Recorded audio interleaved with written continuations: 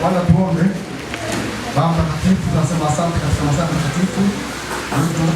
Hiki tunafundishwa, tunasema asante kwa Yesu, nashukuru. Amina. Basi ni somo la afya, Sabato ya 38. Somo lisemalo tunza afya ya macho yako.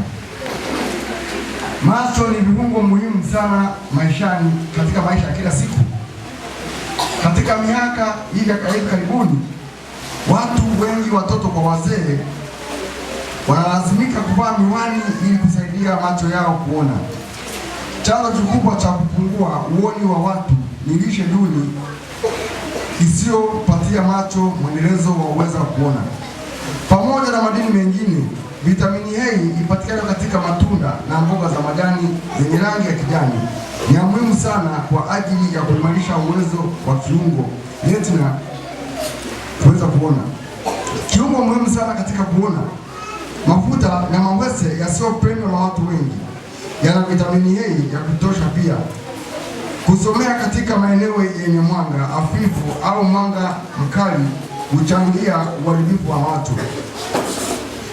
Pia hebu jitahidi kulinda afya ya macho yako kwa kula mboga za majani na matunda na vyakula vya kutosha.